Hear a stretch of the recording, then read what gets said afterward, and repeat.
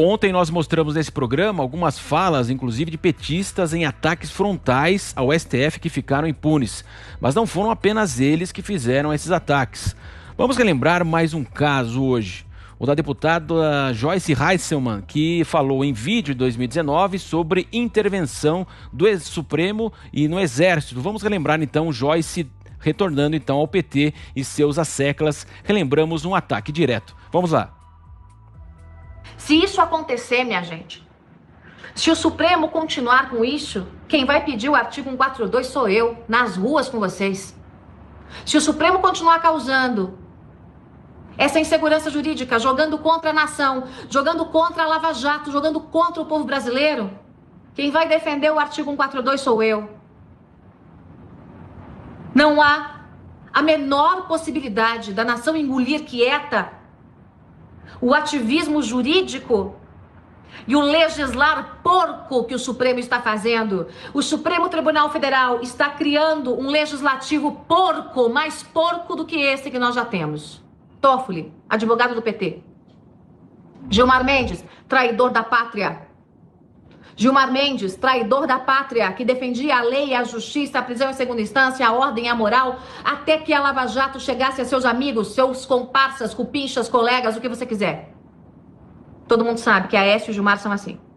Todo mundo sabe que Temer e Gilmar são assim. Lewandowski, parceiro de Lula, amigo de muito tempo.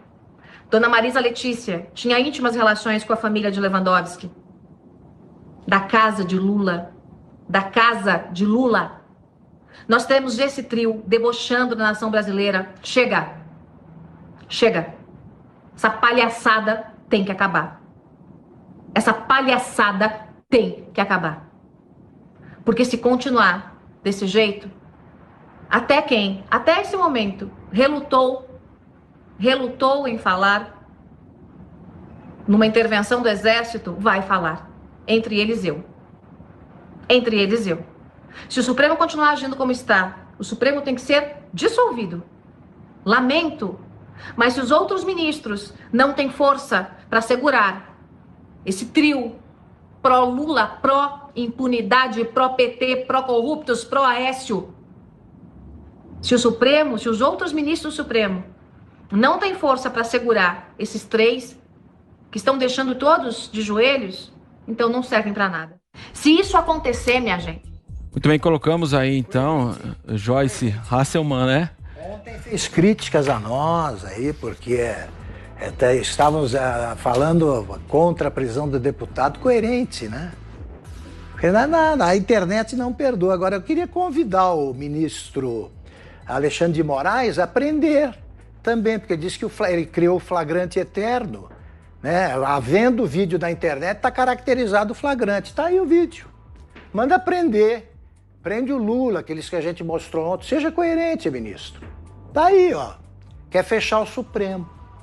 Antes, né? Agora ela dá as explicações dela e tal, mas aí. Tá? Nesta fase, queria fechar o Supremo. E agora nós vamos retornar ao PT e também os seus asseclas. Vamos relembrar agora um ataque direto ao ministro do STF. Foi em 6 de abril de 2018. O prédio onde fica o apartamento da então presidente do Supremo Tribunal Federal, a ministra Carmen Lúcia, em Belo Horizonte, foi atacado por manifestantes do MST e do Levante Popular da Juventude. Os dois movimentos compartilharam orgulhosos registros do vandalismo em suas páginas no Facebook. E você, Ana Paula, é a análise agora da ministra Carmen Lúcia, aquele ataque que ocorreu em Belo Horizonte. E da Joyce também. Pois é, né, Marcelo? A gente continua vendo aí um peso, duas medidas. A gente tá... Eu confesso que eu estou muito assustada, viu, Marcelo? Porque os desmandos que a corte mais alta do país aí anda colocando aí de uma maneira muito direta, né, no nosso cotidiano, a gente não sabe muito para onde correr, né? O Rui Barbosa dizia, né, que a pior ditadura é a ditadura do judiciário, E eu estou muito assustada, porque ao mesmo tempo que a gente está assustada com tudo isso que está acontecendo, né, essas inconstitucionalidades todas, essas ilegalidades todas compartilhadas aí por juristas sérios que não têm afiliação político-partidária com nenhum movimento, nem petista, nem bolsonarista, isso tudo aí é muito preocupante. Agora, um ponto interessante desse evento todo, de tudo isso que está acontecendo, principalmente também até dessa hipocrisia, a gente está ouvindo durante tanto tempo, né, um lado aí demonizando o Supremo, pedindo o fechamento aí do Supremo, porque aqui nós criticamos o Supremo não como instituição, a gente sempre deixa muito claro que nós criticamos bastante esta composição do Supremo Tribunal Federal, esta composição que hoje deveria salvaguardar a nossa Constituição e que não o faz. Essa Constituição preocupa muito. O interessante disso tudo também, que eu acho que a gente podia trazer aqui também, em relação o Bolsonaro anda quieto, né? Ele ainda não se manifestou em relação aí a um soldado do bolsonarismo. O deputado Daniel Silveira é conhecido como um soldado aí do bolsonarismo. E o presidente ainda não se manifestou em relação a essa prisão ilegal e nada que arremeta à esfera desse evento. Mas o interessante, Matos, é que as redes sociais aí, elas não estão caladas, elas continuam questionando bastante, não o presidente. Até colocam o presidente aí, muita gente fala que tudo que acontece, qualquer coisa quente nas redes é sempre uma incitação por parte dos filhos do presidente ou do presidente, e a gente não viu isso até agora, nem incitação do presidente ou dos filhos, nem da defesa do deputado Daniel Silveira, mas a gente vê as redes sociais aí completamente chocadas e defendendo não o deputado em si, ou a fala dele em si, ou o vídeo, mas defendendo o respeito absoluto à Constituição, que a gente está vendo aí à luz do dia, que não está acontecendo pela corte mais alta do nosso país, que nós deveríamos confiar exatamente essa segurança jurídica e que hoje a gente não tem. Então, eu acho que dentro disso tudo aí a gente acaba vendo que o brasileiro caminha para uma maturidade política, independentemente de quem esteja na presidência, e a olhar, o brasileiro está começando a olhar para as instituições como elas devem ser e como elas estão escritas na Constituição que seja. E você, Zé Maria, e esses episódios que nós trouxemos aqui nos Pingos nos Is? Pois é, olha, Marcelo, vamos dividir, eu não comentei outros assuntos que foram colocados aí na mesa, mas assim, primeiro, prerrogativa parlamentar. Elas eram bem maiores, a imunidade parlamentar era total, foi diminuindo até ficar sob os cuidados do Supremo, mas o Supremo precisava pedir autorização do Congresso Nacional para iniciar um processo contra um parlamentar. Geralmente o Supremo pedia e o Congresso não se reunia e não autorizava. Aí não havia. Até que um deputado, o Talvani Albuquerque, cerrou um adversário político com a motosserra. Cerrou ao meio, ele vivo. O Congresso, então, em vez de autorizar o Supremo a processar, preferiu caçar o deputado a fazer aliás, é o Hildebrando Pascoal, né? O Talvani é outro caso. O Hildebrando Pascoal, ele era coronel da Polícia Militar. E aí o que aconteceu? Houve mudanças no regimento e as imunidades parlamentares foram sendo reduzidas, né? E ficaram duas, palavra e voto.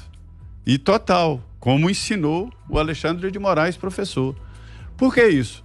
Você imagina se um discurso no plenário da Câmara dos Deputados atingir a Bolsa de Valores e levar empresas a levarem prejuízo e a empresa decidir que levou prejuízo por conta de um discurso de um deputado no plenário, né? Isso aí da área civil. E fora a área penal. E também voto.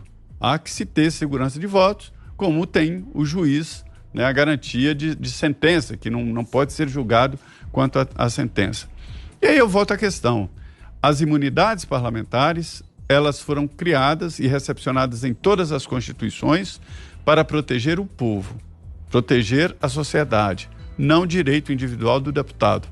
E aí os deputados roubaram essa imunidade parlamentar para defender-se de processos próprios, pessoais, né? E agora ficou pelo menos essas duas, de palavra e voto, que eu defendo, essas duas imunidades parlamentares. Aquela imunidade total não, já caiu. Aos ministros do Supremo também existem garantias. A estabilidade, irredutibilidade salarial, aposentadoria integral, eles não podem ser demitidos e ficam até os 75 anos.